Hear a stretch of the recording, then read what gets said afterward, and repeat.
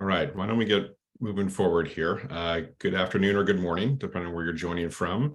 My name is Matt Farley. I'm the Director of Administration and National Service Programs for Campus Compact, and I am excited to welcome you to this workshop, Facilitating Conversations for Change and Leading Constructive Dialogues with Professor Nick Longo. For those that don't know Nick, I know he's going to share a little bit about himself before, but we're thrilled that Nick has come on board this year with Campus Compact as a deliberative dialogue fellow for the year, and to help us think and strategize about the work that's happening on a field level, as well as to kind of do trainings like this to help build the capacity of scholars and activists and practitioners like you all out there doing the work. So we're excited to welcome him to this session and to all of you here to this session specifically. I will be on the session and will act as some tech support as needed for the event, but Nick will be in command of all the things. I'll pass it to him in a moment. If you've got things to throw them in chat, I'll help to monitor the chat. And then if there's any technical issues, you can reach out to me one-on-one as needed, but excited to have folks here. So with that, I'm going to pass it over to you, Nick. Oh, thanks so much, Matt. And thank you everyone for being part of this. It's a real honor. And in some ways, this is like a full circle experience for me. Like my first job when I was actually a grad student was with Campus Compact, National Campus Compact. And now 20 years later, I get to kind of come back full circle and be part of this national conversation about, democratic dialogue and civil discourse and kind of how we bring together our fractured society. And I'm really excited that Campus Compact is part of this, and I really appreciate all of you being here. Let me say kind of a framing. This photo on my kind of front slide, I kind of use this as a way to remind myself the way I want to think about workshops and the kind of how we spend time together. And this is a photo from I was in a course, visiting a course at the University of Cape Town in South Africa. And it was 100 students from all over South Africa and the southern part of Africa. And they were engineering students, and the course was kind of set up in rows. But it was a social infrastructure course. So it was a course about teaching engineers how to connect with the community. And in one of the very first sessions, the theme was on knowledge. And the instructors invited folks from the room and said, if you speak another language, will you come up and translate knowledge into that language you speak? And you could see this is a photo I took from that experience, but we had over 20 different languages in the room. And it was a really good reminder to me about the power of the assets and the gifts that a group has, and that our work as facilitators is to tap into those gifts and tap into those talents. And so this is a reminder of all the knowledge we have in this group. And there's going to be I'm going to do some speaking and kind of like presenting some ideas, but there's a few different spots where I'm going to have you put together, you're going to do an introduction activity in the chat, and then we're going to do some small group work. So there's going to kind of be a little bit of both. The one thing that I did learn from online education is when I taught my classes on Zoom or any online experience, the more conversation there was in chat, the better the class ended up being at the end. If like the chat was like blowing up and really engaged, that means that was probably a good class. So please, I invite you to use the chat, ask questions, have conversations going on with each other, with me. I'll try to monitor the chat as best I can, but feel free to use the chat. I actually, in face-to-face learning, I think the thing that sometimes I wish we had was a chat, because it's like only one person's talking at a time. The thing that's great about having the chat function is a whole bunch of people can be engaged at the same time. So let me go to my next slide and tell you a little bit about me and kind of how I come to this work and what I'm doing with you all today.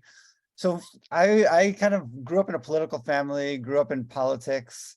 When I went to university, I was a political science major, but this was like, I was an undergraduate at the kind of the start of our fracturing. So this is like the 90s, there was the impeachment of Clinton, there was the government shutdown. And I just got really turned off to politics and really wanted nothing to do with it. Like a lot of young people, and I think this kind of trend continues, as you get turned off to traditional politics, even though you want to make a difference. And at the same time, I was introduced, and my campus was starting a new service learning program. So I was introduced to this other idea of politics, and it was a citizen politics. So I kind of shifted from this big P politics to thinking about how the work I'm doing in community and the way that people can collaborate and work together and build relationships across differences was a different form of politics. And that's the form of politics that I wanted to be part of, and kind of figure out, okay, I got introduced to it as an undergraduate and I said, how can I keep doing this kind of work? I went to grad school at the University of Minnesota, and was around a lot of traditional academics. But while I was there, I also got introduced to a different way to be an academic. And it was really to start thinking about, how can academics be engaged as publicly engaged scholars, and really think about the co-creation of knowledge. So in grad school, I had this really important shift from kind of thinking about myself as a traditional scholar to someone who really wants to think about how universities can be engaged in public problem solving, and wanted to be part of that. And then a kind of third shift, and I think this is really important for the conversation we're having today. I grew up in a pretty traditional, went to Catholic school, very traditional idea of education. I would see now as the banking model of education, where there's knowledge from one source and it's given to, to folks who are kind of empty vessels, and then they're asked to spout it out. And, during my education, I got introduced to places like the Highlander Folk School, Paulo Freire's work, bell hooks. And then I began to see, how can we put these ideas into practice? And we're talking about, and kind of a group of us is talking about this idea of deliberative pedagogy. So taking the ideas of dialogue and deliberation and applying them to teaching and learning. And so for me, there was an important shift from kind of banking model of education to really thinking about how we work together. In grad school, I was a part of a project with at Deanne Urbaniak-Lesh, who I think is on the call, who was part of a Jane Addams School for Democracy. And in this place in the west side of St. Paul, Minnesota, we worked and kind of thought about how we can do things in learning circles. And that for me was really the embodiment of this idea of a deliberative pedagogy.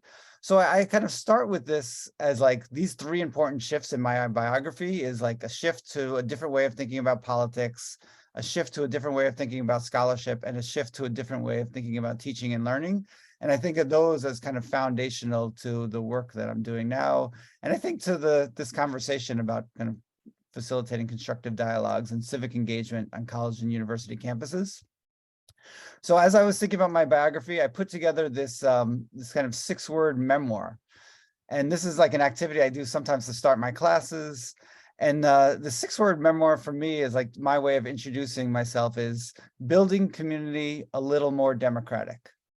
So if me in 6 words is building community a little more democratic. And so as a way to get to know who is on this, who is with us today and kind of part of this Zoom, I'm wondering if we could take a couple minutes, just 2-3 minutes, if you all in the chat would introduce yourselves with your 6-word memoir. So what's the 6-word way that you would describe your work and your life and kind of who you are? So if you take a couple of minutes, I'll wait 2 or 3 minutes, give you a chance to compose it and craft it. It doesn't have to be perfect. We're not going to save the chat, but if you will kind of add your 6-word memoir into the chat as a way to introduce yourselves.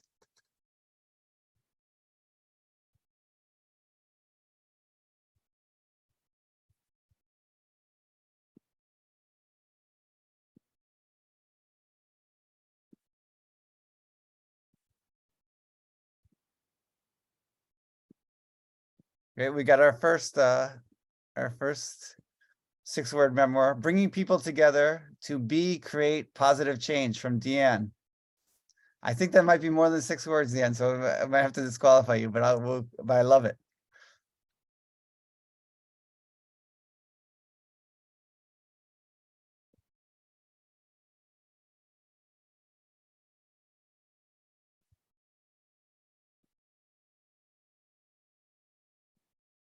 They're popping in. I love these. So Kathy, discovering logical sanity within institutional racism. Really powerful. Preparing future leaders through diverse experiences. Melissa. Heidi, fostering student learning outside the classroom. Julie, getting students to love their community. Dr. Tori V, dare to risk a caring response. Deanne's editing hers. Carrie, conscientization, from empathy to collective action. Anna, learning, growing, and thinking big.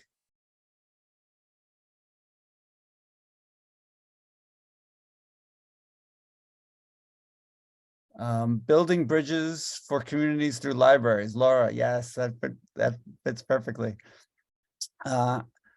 Ami, encouraging authentic relationships and learning together. Kelly, creating the future leaders we need. Neolani, decolonizing democracy and deconstructing legal barriers.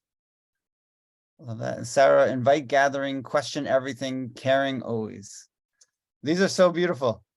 So feel free to like respond to each other's chats. I'm sure you've all intrigued each other. We'll keep these going, keep adding. You could also edit yours like Deanne. And we were going to get a chance to meet each other in a little bit too, in a small group conversation format. So one of the questions is like, what's at stake? Like, so bringing us together. And for the work that we're doing on our campus, I think a lot of people connected to Campus Compact is what's at stake is really a concern about the crisis of democracy. Right now, we have really kind of full frontal attacks on some of just like the basic infrastructure of democracy, like do we count elections? Do people have the ability to vote? But undergirding that is kind of these three larger forces that I want to talk about. And this comes out of research with the Kettering Foundation. And the first is kind of a loss of trust. So we see this, almost any survey data you look at, you see kind of a lack of confidence in government and other major institutions, where folks don't trust public officials, don't trust the news media, don't trust our institutions. And that lack of confidence in government is kind of a threat to democracy. The thing that I've learned more and more is that this is kind of a two-way street, where those same institutions don't trust ordinary citizens at the same time. And that kind of lack of trust as part of this two-way street is kind of a second, I think, thing that what's at stake in the crisis of democracy. And that's the civic empowerment gap, where citizens are on the sidelines and the people who are engaged are kind of the lobbyists, special interest groups, people who aren't always the best actors in public life, where their motivation in public life is to kind of stir up controversy. And so there's this kind of, because our institutions don't trust ordinary people, there's this civic empowerment gap. And that's kind of a second point around the crisis of democracy. And then the third is like this idea of wicked problems. And folks have probably heard this language before. And if you think about the difference between a technical and an adaptive or a wicked problem, technical problem is something like, if my Zoom goes down, it's a technical problem, we can figure it out, we can fix it. It's a technical challenge. Adaptive challenge or wicked problems are ones that there's no easy solution. So folks talked about decolonization or eliminating racism, addressing racism in our society. Those are wicked problems that there's no easy solution to them. And more, I would put down as kind of an adaptive challenge or wicked problem is the problem of democracy itself. And like the challenges that we face are, the challenges to democracy is a wicked problem. So one of the kind of responses that like we're seeing in society, these idea that, specifically around constructive dialogue that we're talking about today, is this kind of cartoon on the left where facts don't matter. Say, I'm sorry, Jeannie, your answer was correct, but Kevin shouted his incorrect answer over yours and he gets the points. So more and more our public life feels like this, where there's kind of a vocal minority who will kind of shout down facts and facts don't matter. At the same time, on our college campuses, we see tensions around free speech and kind of cancel culture controversies.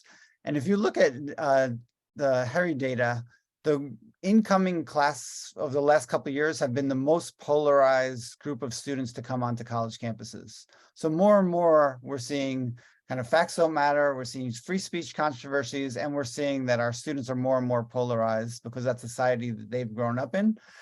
And so we need constructive dialogue as a kind of response to that. So from my work, and this actually goes back to my work with Campus Compact. When I was at Campus Compact the first time in the early 2000s, I traveled around and talked to college students. And the biggest takeaway from that experience and talking to young people is that they said they don't learn democracy from something that's in a classroom or a lecture or a textbook. You know, when they're on a college campus, they learn about democracy from the way it's practiced on campus and the experiences they have with democracy or lack thereof more often with democracy in their lives. So what I took out of that experience is that the best way of, this comes from Miles Horton, the founder of the Highlander Folk School, where he said the best way of educating people is to give them experience that embodies what you're trying to teach. So when you believe in a democratic society, you provide a setting for education that's democratic.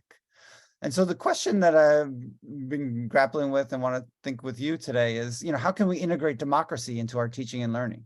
What would that look like? What kind of tools do we have to be able to make that happen? So some folks talk about this in different ways. So my colleague Harry Boyd and Sarah Evans have talked about free spaces, and you know, free spaces being kind of, they did a historical study of this and saw like almost all these different social movements in American history had some kind of free social spaces or free spaces that were kind of embedded opportunities for people to come together, talk about the issues, and then that leads to a social movement. So they saw it in the civil rights movement, the women's movement, the labor movement. So this is an important piece about like, how can we think about free spaces on our college campuses? We also see folks, there's a whole literature around third spaces.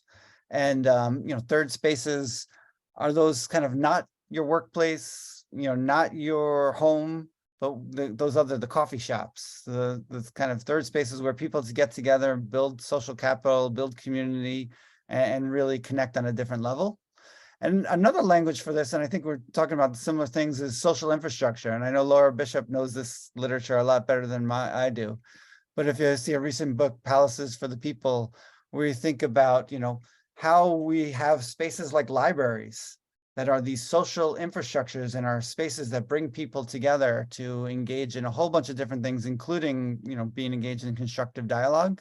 And when you look at these kind of free spaces, third spaces, social infrastructure, they have some things in common. And those are right here on the bottom. So there are places where people can share stories, associate and organize, learn across differences, participate in public decision-making, and plan for collaborative action. So another way to like think about this work is around kind of civil discourse.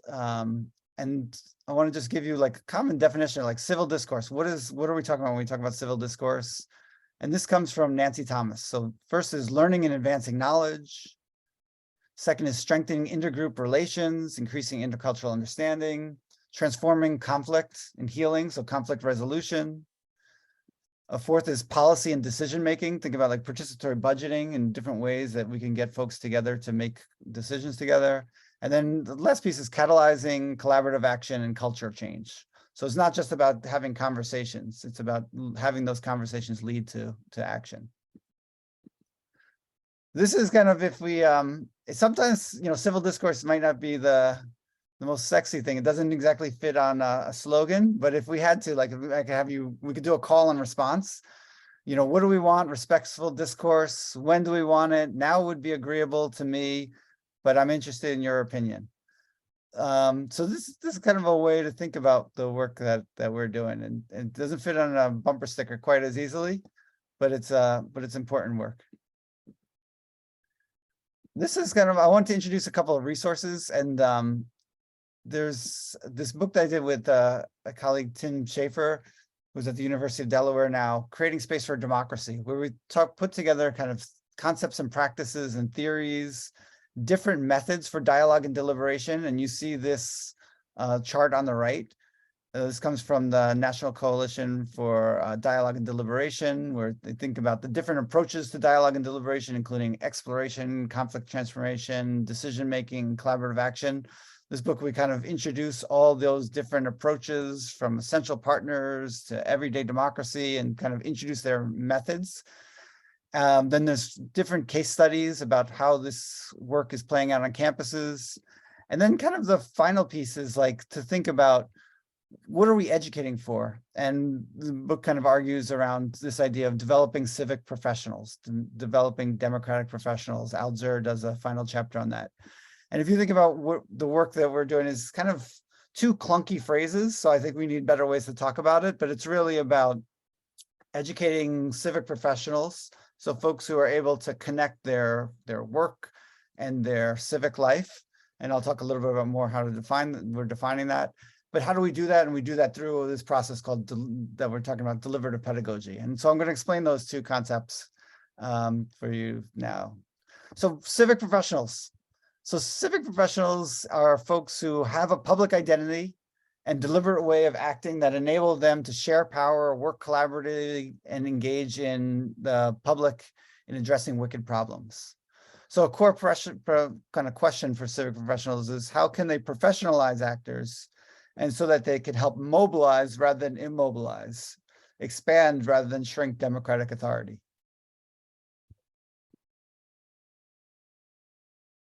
Civic professionals aim to listen to local knowledge, share tasks, catalyze public participation among diverse communities, facilitate constructive dialogue, recognize community assets, empower marginalized and underrepresented voices, improvise with creative and innovative responses, learn as much as they teach, and serve the public. The question around expertise is kind of comes up when you think about civic professionals. And this cartoon on the right gets at that. It's like, you know, like if you're on a plane, these smug pilots have lost touch with regular passengers like us. Who thinks I should fly the plane? And so the question is, there is a role for expertise, right? Like, we don't want to democratize who's going to be flying the plane, but what we're looking for is a different kind of expertise, and it's a different kind of professional. And this chart from Harry Boyd helps to get at that, where Harry Boyd in the Citizen Solution kind of talks about the difference between an outside expert and a citizen professional. So outside expert is someone who does altruistic service. It's expert driven. Their goal is to fix problems. With an expert intervention, a didactic process, where really values abstract theory and book learning, you know, disaggregates analysis, and kind of differentiates that between someone he calls a citizen professional, civic professional, democratic professional. So different language for that. But the motive is co-creation and joint problem solving. It's about citizens and ordinary people working together with professionals.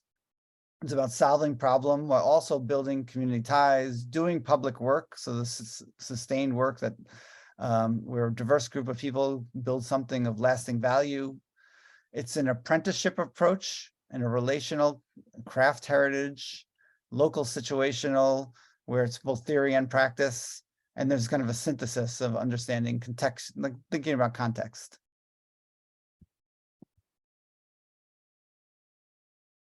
So the kind of approach that we're looking for to get there is like, how do we educate future civic professionals?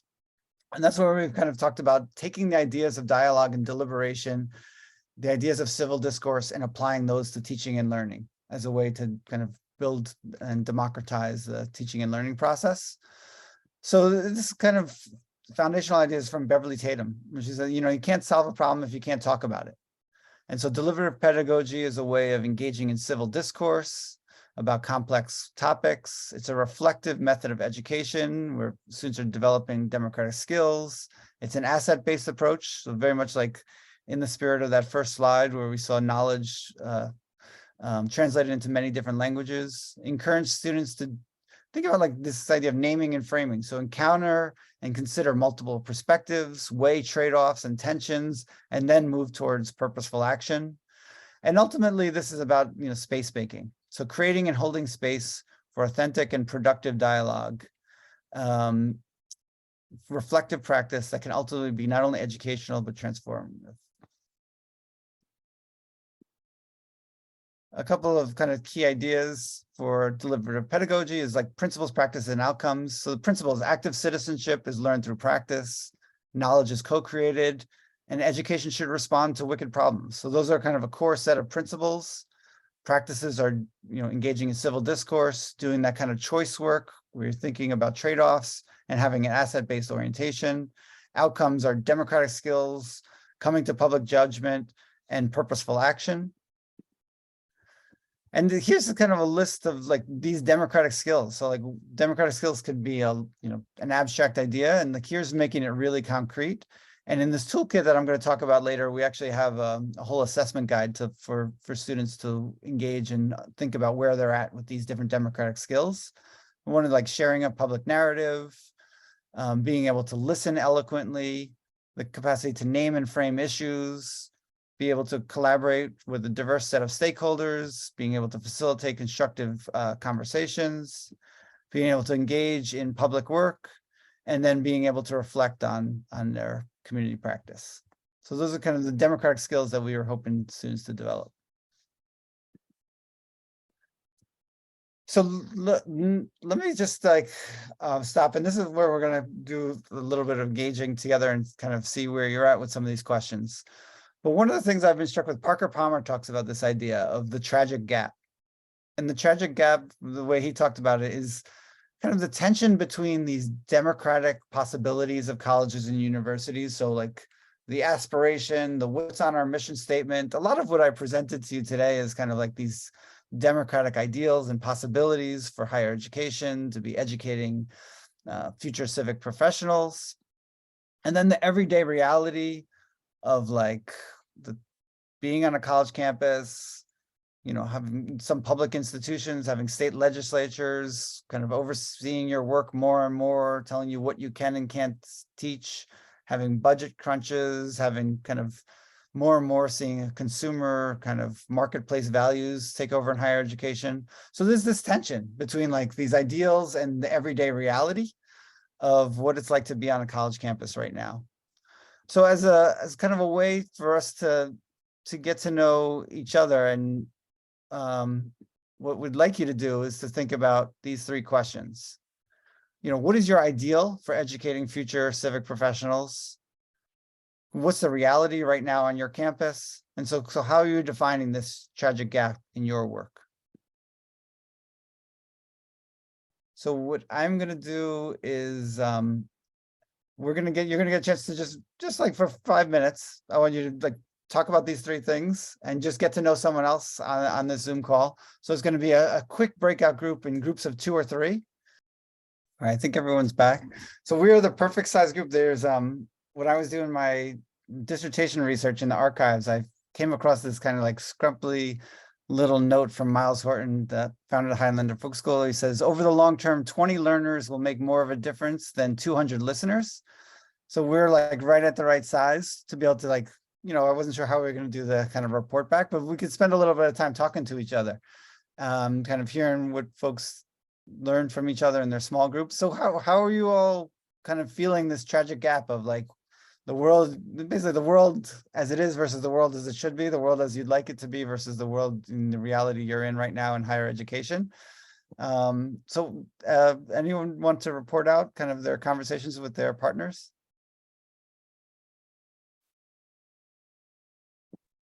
I can say something here. I was with Peggy Fitch. Thank you, Peggy. And I can tell you right now, my feelings are just, I can't even describe the frustration that I feel with my campus leadership and their commitment to change and racial equity. And then it's just the exact opposite in action and non-follow through. Mm-hmm. In short. Yeah. And will you introduce yourself so that we see Kathy Oh, G? I'm sorry, Kathy Vargas. I'm from Chico State in California, CSU Chico. Awesome. And we're getting, I saw a lot of head nods, and we're getting some affirmation. Folks that can empathize in the chat. Other folks kind of feeling that frustration, or what is your experience in that tragic gap? Yeah, I think Heidi and I talked about it a little bit in a way. I'm Amy Chambers from College of DuPage, and we talked about it, how to prove, or how do I say this? The spreading this understanding that we need to do more of these discussions across campus, even at the employee level, because when employees feel like they can, they have these safe spaces, they're more likely to open those safe spaces for students. But then also just everybody has this understanding that we need to do it, but nobody's acting on it.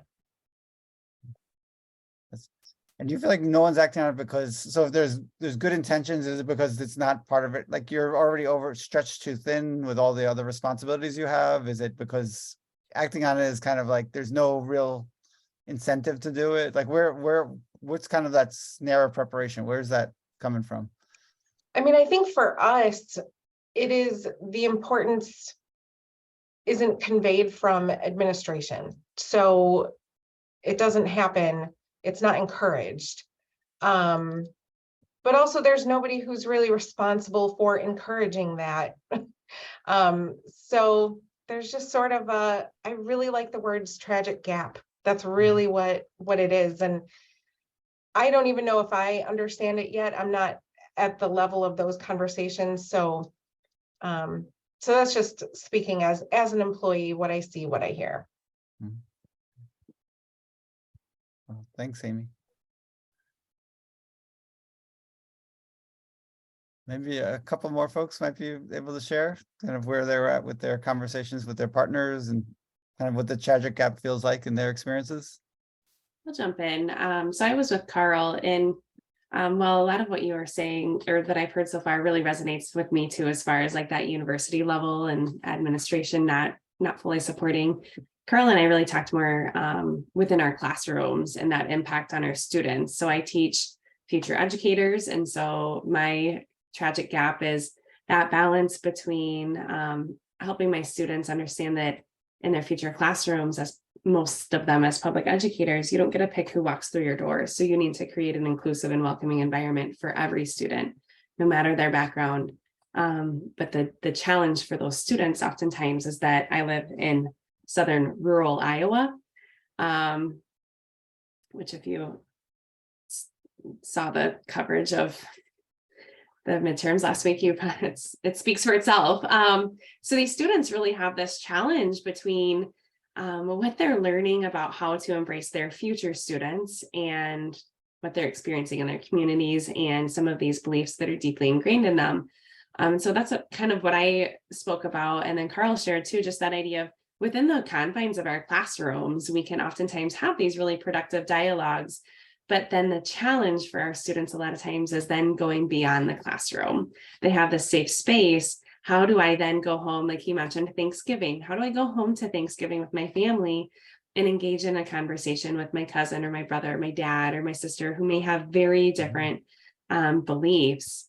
And I said, same thing for my students who, especially as first year teachers here in the near future, that might go into schools and encounter veteran teachers whose practices are potentially harmful to the students that they are serving. How do they then engage in those conversations? How do we empower our students to take those skills we're providing them in their classrooms in the four walls and take those out into their communities? Mm-hmm. That's really powerful. I mean, both the kind of affirming, like I think what a lot of us feel is like we're not getting necessarily support from the administrators, but what we can control is our classroom and kind of what we can do there. But then there's limitations to that as well, because it's, our students, most of their lives isn't the time that they're spending in that classroom or with us.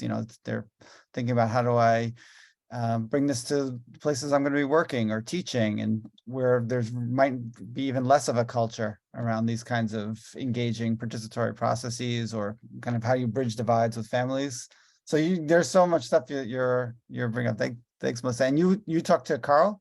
You're in your group? Okay. I don't know if you want to add anything, Carl, or we could go to the next. I know Deanne right now I believe she had sent me a message that she's driving across Iowa right now. So I don't know if she's able to, but how close she is to your campus. I'm just going towards Des Moines, so I might not get that far, right? I am just a little, like about 30 minutes southwest of Des Moines, so not too far, but next hopefully time. you're driving somewhere fun. Yes. Well, yes. in our group, we just talked about, this is Deanne, I'm not gonna turn my screen on because I am driving safely. But we talked about challenges of just creating that space, direct our civic engagement efforts. And, we try to figure out right now, I think the challenge or the tragic gap is how to create spaces, both co-curricularly and in the curriculum, where students can engage, especially amidst this phase of COVID we're in, where students are we're all out of practice and coming together. I forget the tensions of a difficult conversation. It's just how do we actually be in space together? And I think that's something that I'm still living into with this, especially as I work with first year students, and then subsequently, or also the seniors on campus and then the grad students. It's just such a different mix of where people are at in their lived experience now on a campus. Mm-hmm. Yeah, thanks, Dan. I mean, there's so many of the struggles that we're seeing, and I know you got a yes. That was I hadn't seen that before from Neolani. But yeah, that tension of being out of practice, coming out of COVID, the mental health struggles that I think is across campuses right now with our young people and with staff and faculty. So we're out of practice. We haven't done this in a while. There's a kind of a hesitancy to come back to campus. And so much of our stuff now is more and more remote. Neolani, I might just see if you want to add anything, because you kind of agreed with that. Sure. So I was with Karen, and where did she go? Anna? No. Julie. Karen and Julie. We didn't, the three of us didn't get to discuss too much, so I mostly kind of monopolized the conversation to share that ideally we would like to really institutionalize civic literacy and democratic engagement within our university, by, just like Deanne was saying, by integrating curricular and co-curricular instruction. But the reality is we don't really have a lot of staff on hand to teach those courses. We've started making some strides toward it. So that tragic gap is just, what are the possibilities for us recruiting instructors and professors who resemble the surrounding population? We're a Hispanic serving institution. What are those possibilities to increase that kind of staff that reflects or mirrors the student population? And yeah, how can we increase that buy-in and that support from our higher administration? We are kind of starting to see some momentum on that, so that's encouraging. That's great. Yeah, I think you talked, like, the first person to mention this word, like institutionalizing this. So it's like, how do we create a culture around this kind of work, so we don't feel like we're an island or we're only doing it in our one place? So like that should be our goal. That's what we're working towards. But then you're also naming some of the challenges, like our faculty staff don't necessarily represent our student body, especially around issues of racial diversity. Folks don't necessarily feel like there's a lot of, like you're saying, there's some momentum, but you get started and then you stop. So there's a lot. I'm going to introduce some other examples. Hopefully they'll be helpful in a minute or two. And just want to see like one or two more folks. Anybody else want to kind of report out in their tragic gap? Anything that you feel like hasn't been represented that you had in your conversations?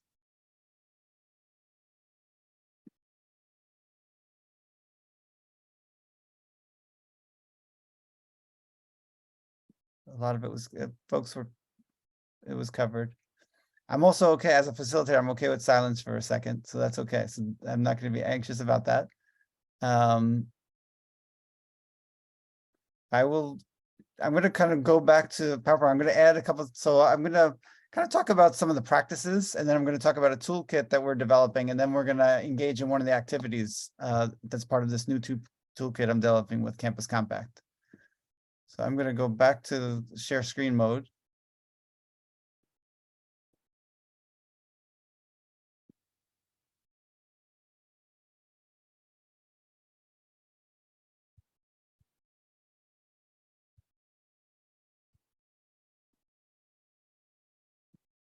So a lot of what you're talking about, like kind of this goal of institutionalization and kind of how we can do this on a larger scale, the places on campus that we can, that we do have some ownership of. So as I was doing this work with the Kettering Foundation and for this book, Creating Space for Democracy, we kind of looked around and said, like, where is this happening? Like, what are some examples of campuses that are doing this well? And then what can we learn from them? So just wanted to give a couple of interesting examples that come from different parts of the campus to share with you. The first is from the Colorado State University, the Center for Public Deliberation. Martine Kakarsan is the director of that in their communications department. And they've really thought about like how we will embed this work in the curriculum. And so they have folks that they call like student associates, and they are trying to engage and teach students how to be what they call passionate impartiality.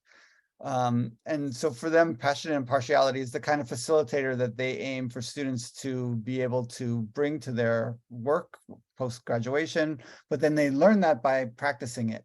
So students take a course in the fall semester where they learn, the skills of facilitation, naming and framing, facilitating different kinds of conversations, doing choice work. And then in the spring semester, they stay on and they become the kind of experts on tap for the local community mostly, but then also for the campus to be able to facilitate different kinds of conversations. And in the sense that they're passionately impartial, so that they are passionate about a deliberative process, but they are able to come into difficult situations and be impartial. So they can kind of be those kind of facilitators that can come and do work with different kinds of communities. So it's really a student-led model that's embedded in the curriculum. One of my favorite examples of them is they were able to facilitate a retreat with all the department chairs. And I think about that, and like, I'm a department chair. So like when our department chairs get together, not always are better angels that come out, but if we had students facilitating that process, how much better our conversation would it be? So this is the CSU model is really interesting for thinking about student leadership, embedding in the curriculum, and kind of have a year-long developmental model. At Simon Fraser University, they have a Center for Dialogue, and Simon Fraser is kind of an engaged university, really committed. It's in Vancouver, in Canada. And the kind of innovation that we learned from them was something called the Semester in Dialogue. And their Semester in Dialogue is kind of an immersive experience where they have a cohort of students who come together and they spend the entire semester, all 15 credits, working on some kind of a public problem. It's kind of a rotating set of issues that's co-taught with community partners. And so they did one semester was on climate justice, and they worked with different climate organizations. Another semester was on public health. So if you imagine this kind of co-taught, collaborative, interdisciplinary course where the students are immersing themselves as a cohort in kind of problem solving and learning and using dialogue as kind of the core understanding of their work. Their final assignment in that class each semester is to do some kind of a public dialogue around their issue. It's a really difficult model in some ways to repeat because, most people don't have the ability to have their students take a whole semester and take all 15 credits together. But they've put together a really interesting curriculum where, you could imagine pulling that into a 1-credit course or some kind of interdisciplinary way for you to take the lessons that they're using in their Semester in Dialogue. A third example is from IUPUI, and this is kind of grounded in student life, where they have what they call their Democracy Plaza. And the Democracy Plaza is a space. They have one outdoor space, and then they have a big space that this is photographed on the right is right in the middle of their student center. And it's a democracy wall where they have students write different questions and they have people respond to kind of topical ideas, and kind of, it's a way to get people that aren't the usual suspects to be engaged with thinking about different kinds of conversations. They use the wall as a starting point and then do some in-person dialogues connected to it. This is a model that I'm going to talk about in a bit. Providence College has taken this on as kind of a core way that we're thinking about our work. So Democracy Plaza is another example, kind of grounded in student life. And then the last example is the University of Cape Town. They have their global citizenship program, the social infrastructure course that I talked about in the beginning, where they had the blackboard with different ideas about translations of knowledge. Their global citizenship program teaches these short courses. And the short courses are non-curricular, kind of co-curricular experiences where students get together and they kind of almost like a sustained dialogue approach, where they bring students together to talk about some kind of an issue that they care deeply about. And it's a deep kind of rotating set of issues.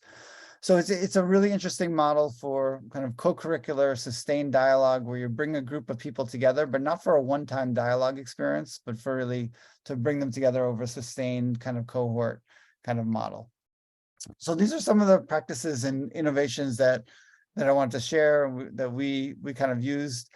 And we've kind of been thinking about these kinds of work at Providence College. So I want to just talk to you a little bit about what we're doing at PC. So Providence College, we just launched a program. It's called Conversations for Change. And it's a 3-year initiative. We got some external funding. And the idea is to catalyze and integrate constructive dialogue into our curriculum, our student life, and our neighboring community. And it's got 3 different pillars. And you could kind of see how we've kind of taken lessons from different models that we've looked at.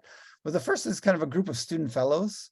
So we have student fellows. This year we have 5 fellows. We're going to grow it over the next 3 years to 12 fellows. And with each student fellow, we're asking them to partner with a specific unit on campus. They're working with that unit. They have something I'm going to talk a little bit more about called democracy walls. They're facilitating meaningful conversations in that area. They're working with different units in that area. So it's really a kind of a placement model in partnership with different units on campus, but it's really student-led. The students get a small stipend to be part of that, and it's a year-long commitment. The second piece of this is we feel like we've got to integrate this in the curriculum. So we have a faculty fellows program where we have faculty from across the curriculum who are coming together in a learning community and thinking about how they can integrate civil discourse into their classes and into their coursework.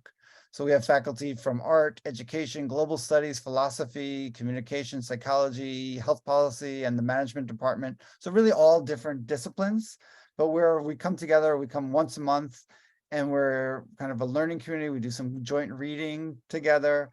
But the core idea is faculty are trained in their disciplinary expertise. They're not necessarily trained in how do I engage in really difficult conversations. So what we're trying to do is give them confidence and the capacity to do that and to bring those conversations into their classes. All of them have done something to kind of add an assignment or readings or some kind of project into the curriculum as a way to kind of put civil discourse kind of as a component of their course. We're going to have new faculty fellows each year over the next 3 years. And then the last piece of this is we've got the student-led, we've got faculty fellows, is right off campus, we have something called the PC Smith Hill Annex. It's kind of a storefront property. It's 1,000 square feet. And it's just a space that we're kind of designed as a third space. So it's not owned by the campus, not owned by any individual community organization, but it's a space where campus and community can come together. And as part of this initiative, we're going to have a community fellow each semester who's going to be able to be kind of a facilitator and lead different kinds of conversations. And then we're also working with different NGOs and nonprofits in Providence who are going to use this space to facilitate dialogue with local neighborhood folks, with students at College Unbound and Adult Education Center, and with kind of leaders in Rhode Island and in Providence. But the important piece of this is to having that space where people can come together. The piece that kind of IUPUI uses these democracy walls. Working with students, we've kind of seen this kind of rethinking of public space as a core way. It's kind of anchors our work. So each of our students, fellows this year, that's working with a different partner, is responsible for kind of overseeing and connecting with a democracy wall on campus. So you can see right now we have 5 different democracy walls. There are different stages of development. The first one we had was in the Feinstein Academic Center. That's right outside our offices. So it was space we controlled on campus. It took us about 4 years to get the first democracy wall up. When we first came up with this idea, everyone on our campus our administrators were really scared about having a space like this on campus because they were afraid that someone was going to write an anonymous comment that was going to trigger someone and it was going to cause kind of an uproar. So we didn't make much progress on it for a couple of years. After a really tense situation on campus where became a national news story specifically around a bulletin board on campus where RA put something up around in the bulletin board that he represented, put marriages between a man and a woman, and it offended a lot of people on campus, but we're a Catholic campus, so it became a real struggle. Out of that, we kind of convinced the administration that these kinds of tensions are going to happen. And what we need to do is build a culture on campus where people learn how to talk to each other. So we piloted our first democracy wall around the Feinstein Academic Center. Then the kind of next democracy wall was in our multicultural center. You could see that one on the top right. Our business school was really excited about this. And then we've got a brand new fancy business school, and they built on the bottom left this kind of digital wall that they use. Our athletics department, and at PC, we're Division I school, athletics feels very separate from kind of regular student population. So we've got an athletics wall that's really geared toward questions connected to our student athletes, and our student fellow is a student athlete. And then our newest wall, and this is a pilot one, but it's going to become a permanent wall, is in the brand new STEM building. So this is for our science technology majors. So you could see that these walls represent different areas of campus. And so we try to do when we come together with our students is think about what kinds of questions we want to be asking. And then we ask often like different versions of the same question. We partner with different people on campus. We partnered with the president's office around a question. We partnered with our LGBTQ student group around a question. And we've kind of used these as ways to catalyze conversation with a large group of students. And then the idea is that our student fellows then integrate the questions with their unit on campus and bring together some in-person, face-to-face dialogue using the responses to the wall as ways to kind of start the conversations. The students have come up with this, and I'm just really proud of the guidelines that they came up with. So our students came up with like the mission, a set of guidelines, what you can and can't post. And these guidelines are hung up on all areas of the campus so that you can see, I think the biggest tension is like when someone posts something, do you want to take it down or not? The tension between free speech and hate speech. It was actually our very first question. We asked like, what differentiates free speech and hate speech? And that's kind of a core question that we're constantly asking. And then we have a lot of real world examples where it comes up in tension about like whether or not a comment should come down. But we kind of use these guidelines that the students came up with as kind of a core kind of set of principles to guide this work. So kind of going back to this original question that I posed, kind of the practice at different campuses, the practice that I introduced at Providence College. What I've been thinking about with a group of folks is, how can we integrate democracy into our teaching and learning? And I want to offer kind of one more resource for this that I'm developing with Campus Compact, and it's a guide. And this kind of final activity is going to come from this guide. So just put together kind of a guide. So the Creating Space for Democracy was an edited book where we kind of saw a whole bunch of lessons from different campuses and what people are doing in their programs. It's kind of a more programmatic piece. This is kind of a follow-up to that. And it's called Practicing Democracy, and it's a toolkit for facilitating civic solutions. So there's kind of the lessons that I've been using through the Dialogue Inclusion Democracy Lab, the things that we've been doing on campus, put it together in this practical toolkit. And it's got like 5 different sections. So the first is like a section, it has an introduction, kind of framing what kind of the core ideas are and educating civic professionals and deliberative pedagogy. So there's a little bit of a framing, but then this is really meant to be like a practical set of lesson plans for how you could implement this on your campus. So the first lesson's on shaping culture, developing a community learning agreement. So how do you start your class and develop a learning agreement? Like a really practical thing. I think a lot of folks want to use that in any kind of dialogue deliberation process. It's kind of lays out how you do that step by step. The second section is on developing concepts. So there's kind of like conversations on conceptual pieces around civic professionalism, what that looks like in action, some of the habits and skills of civic professionals, And then an activity on careers for the common good. So it's really useful for graduating seniors on thinking about what comes next. A third piece of the guide is around building skills. So these are stuff that I think a lot of folks probably use in their class, and I've always kind of pulled different pieces together.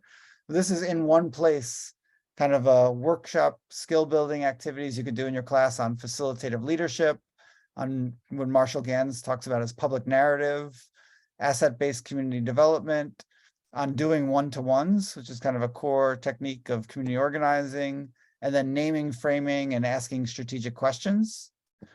Then there's a set of kind of putting it into practice. So there's a set of vignettes and stories around what you should do. And we're actually going to do one of those together after this, just to give you a sense of what some of those look like. And then there's a case study where you read a case study and kind of work with your class about what you might do in practice around the case study. And then the final piece is kind of an assessment rubric for civic professionals.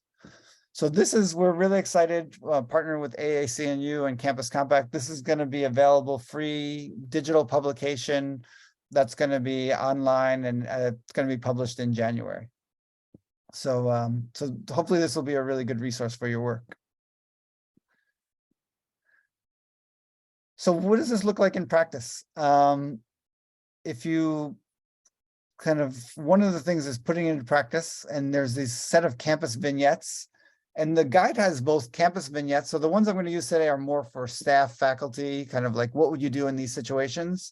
The guide also includes a whole bunch of vignettes that you would use in your class with students to help them prepare for like class facilitation, organizing work on campus. So there's kind of different kinds of vignettes. The ones that we're going to do together are specifically ones meant for folks like you who are leaders on campus. So in our kind of final time together, I just wanted you to kind of experience what some of these vignettes might look like and how you might put them into practice on your campus. There's 3 different vignettes that you are available that I'm going to share with you, and we're going to talk about them together. First in small groups and then in a larger group. So the first is student athletes and assistant coach take a knee. A second vignette is a speaker invitation leads to controversy. And a third vignette is political free speech and hate speech controversy. So kind of 3 different types of tensions. I'm going to have you, let's see, I'm going to put in the chat, or maybe Matt will do it, a link to the vignettes. So there's kind of 3 different vignettes all in one Google Doc. So you'll go to the Google Doc, and then we're going to go into it.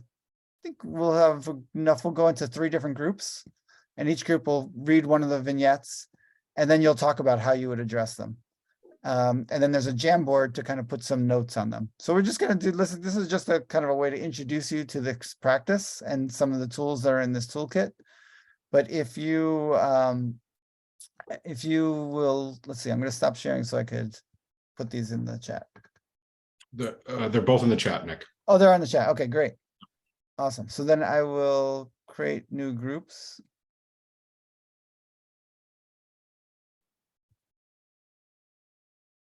Hello, I think everyone's back. So I know there wasn't enough time to get into these and to really think them through, but this is more of the way to kind of introduce you to some of the tools that are in this Practicing Democracy Toolkit. And maybe we could just do like a quick kind of debrief on the 2 of them that we have here. So the third one was political free speech and hate speech controversy. And I know your group has some stuff up in the Jamboard.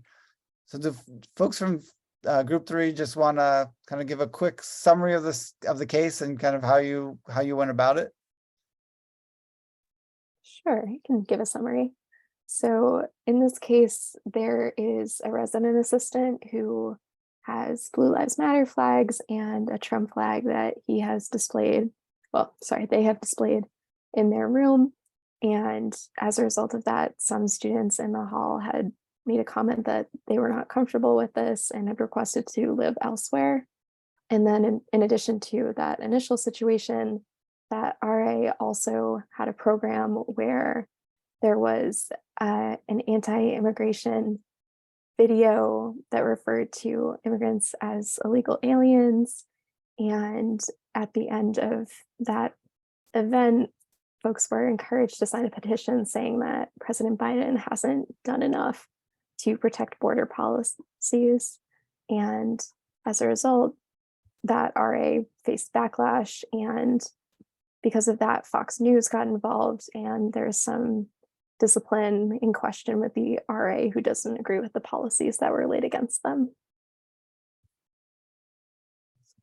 That's it. I Great think summary. our, Go ahead, Ra. oh yeah, I think our, we took a number of tacks, but just sort of, you know, we're asked to kind of say, what do you do now? And a lot of us wanted to kind of say, well, what could have done to prevent that in the first place? You know, were there sort of standards for how RAs are, you know, supposed to conduct themselves? And I think it was really we all kind of were gravitating towards, oh, there should be a big meeting to air it out. But then I think there was some reluctance, at least for me, about, well, is that going to be productive? How do you facilitate that? How do you know that the folks that are coming to the table would not just turn it into a grandstanding and sort of digging in deeper match?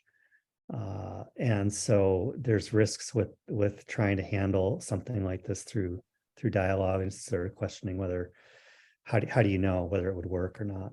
Mm-hmm. Let's just hear from group one really quick, and then we'll spend the last couple of minutes just kind of reflecting on these. Group one, will you give a quick summary of the student athlete and the assistant coach take a knee?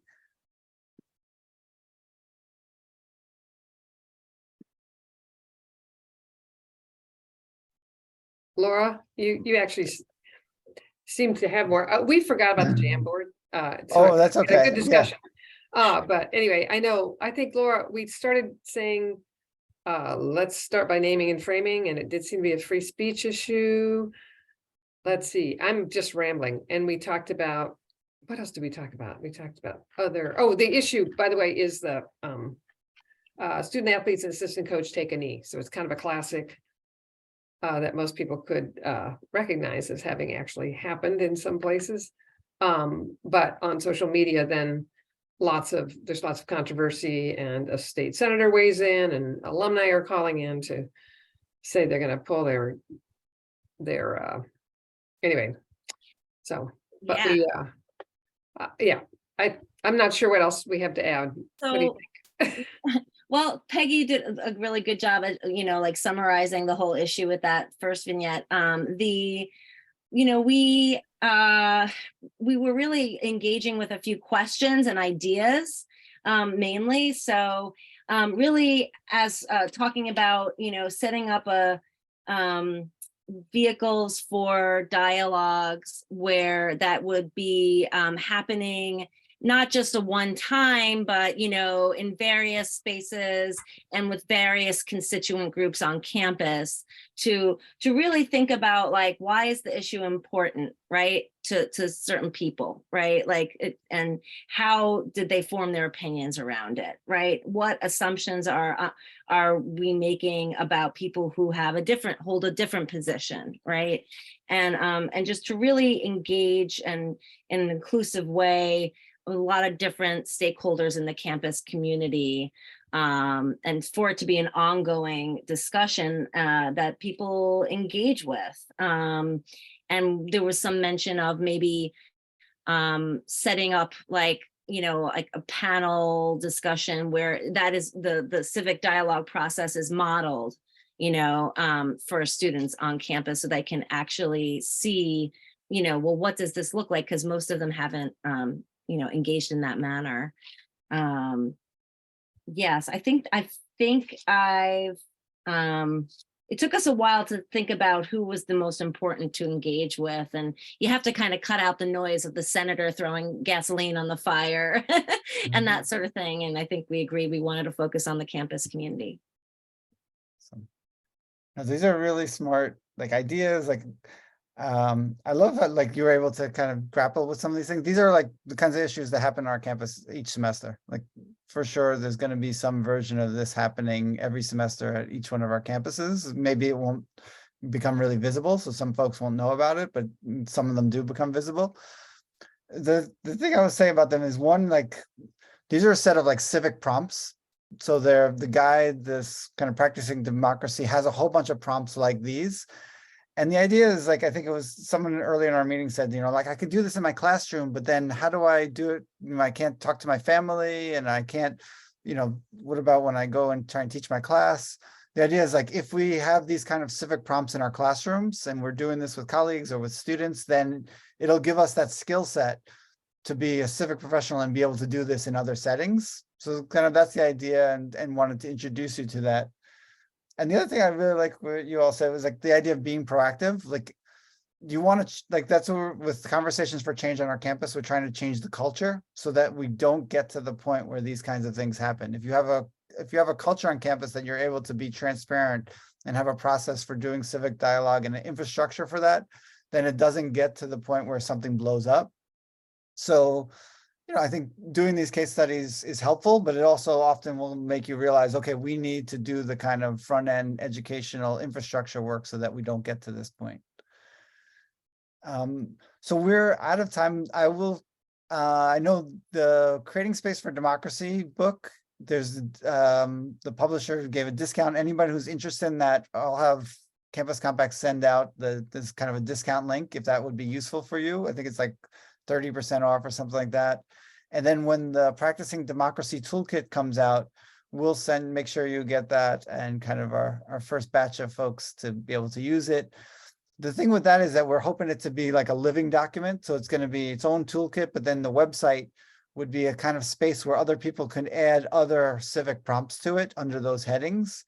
So I'd love to get feedback on how you might use it in your classes on your campus, but then also if you have other tools to add to it. I think the idea is Campus Compact to create some kind of repository for folks like you who are kind of on the ground doing this on campus, and so that we can share and learn together. And that's what's so exciting about being with you today. This is kind of a core, like a learning community. It's so good to spend time with you. Like, thank you, Matt, for organizing this and setting this up. And look forward to, I'll put my email in the chat. If I'd welcome chance to connect with any of you in other settings and kind of follow up and kind of be part of each other's learning community and kind of colleagues and supporters. So thank you for being here today. And thank you, Nick. Well done. Thanks, everyone. Have a great day. Thank you, everyone. Thank you. Have a good one.